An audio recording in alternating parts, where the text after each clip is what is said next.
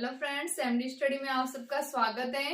हमने पिछली वीडियो में वर्णमाला में घोष, अघोष, अल्पप्राण, महाप्राण, वो सारे सब स्वर्ण व्यंजन, कितने स्वर होते हैं, कितने व्यंजन होते हैं, वो सब पढ़ लिया था। आज हम पढ़ने जा रहे हैं संधि। संधि के कितने प्रकार होते हैं, संधि विच्छेद में कैसे पता चलेगा कौन सी संधि कौन सी है, क्या नहीं, सब देखेंगे। तो आज हमारा टॉपिक है संधि।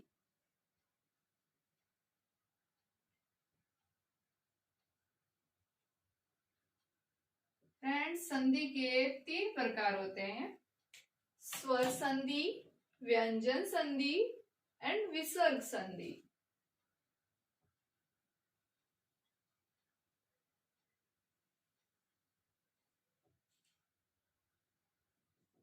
पहली है हमारी स्वर संधि।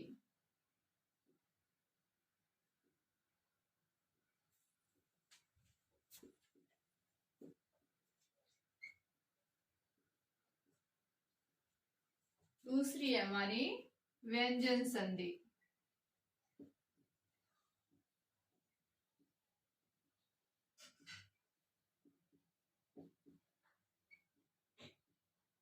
एंड तीसरी है विसर्ग संधि।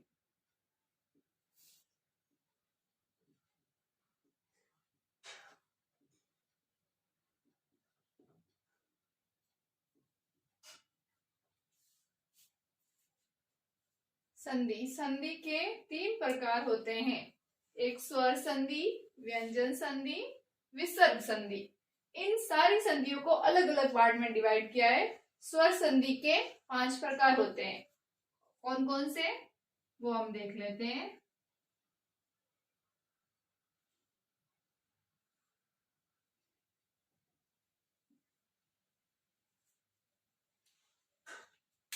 सबसे पहले स्वर संधि में 5 प्रकार एंड संधि के 3 प्रकार। कौन कौन से? दीर्घ संधि, दूसरी हमारी होगी गुण संधि, तीसरी होगी वृद्धि संधि,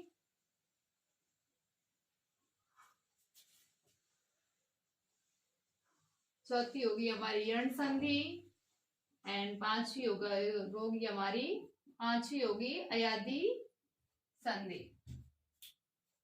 एंड व्यंजन में फ्रेंड्स संधि के कोई प्रकार नहीं होते। उसमें क्या होता है, स्वर प्लस व्यंजन,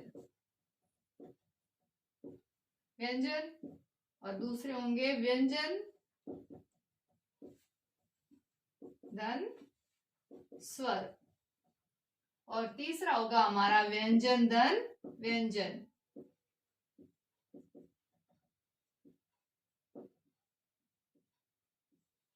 एंड लास्ट में हमारी आती है विसर्ग संधि। तो विसर्ग में होता है स्वर के साथ एंड व्यंजन के साथ। जो विसर्ग लगे होते हैं उन्हें कहते हैं विसर्ग संधि।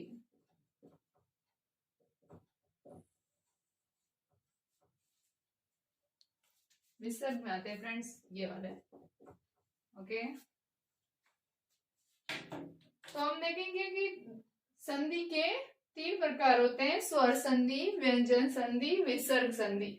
स्वर संधि के फिर कितने प्रकार? 5 प्रकार: दीर्घ संधि, गुण संधि, वृद्धि संधि, यण संधि, अयादी संधि। इन सब की पहचान कैसे करेंगे, तो मैं उसमें आपको पहले बता देती हूँ कि कौन कौन से स्वर मिलके या कौन कौन से व्यंजन मिलके कौन सी संधि बनती है। तो पहले हम देखेंगे स्वर संधि के। धन के आसपास 2 स्वरों के मिलने से जो उत्पन्न होता है वो दीर्घ संधि, गुण संधि, मतलब कोई भी हो सकता है। तो हमें देखेंगे दीर्घ संधि में कौन कौन से स्वर आते हैं। तो दीर्घ संधि में हमारा आ, ई, उ एंड री। धन के आसपास आ, ई, उ, री, इन सब की 2 स्वर के मिलने से ये 4 की उत्पत्ति होती है। तो उसे हम कहेंगे दीर्घ संधि। एंड गुण संधि में होगा हमारा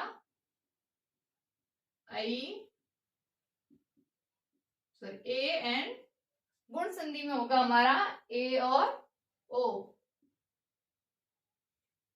एंड वृद्धि संधि में होगा हमारा आओ, और यण संधि में होगा हमारा य र व। उसके बाद हम देखेंगे अयादि संधि। अयादि संधि में होगा हमारा ए आय ओ एंड आओ।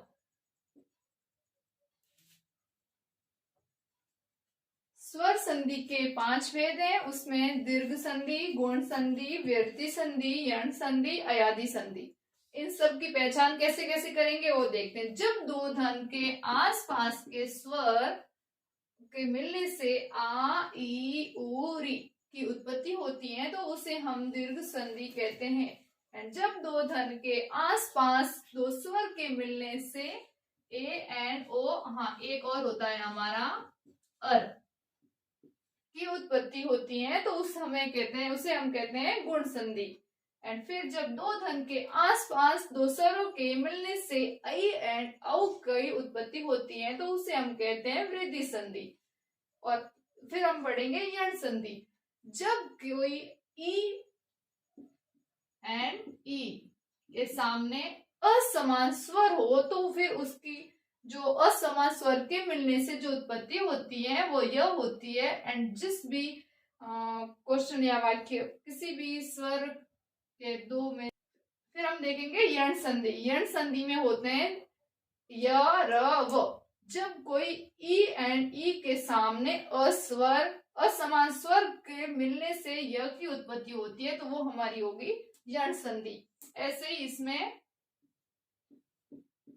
री के सामने असमान स्वर एंड ये हो जाएगा हमारा उ एंड उ के सामने असमान स्वर के मिलने से यण संधि की उत्पत्ति, मतलब ये जो तीनों की उत्पत्ति होती है उसे हम कहते हैं यण संधि। फिर हो जाएगी हमारी अयादि संधि।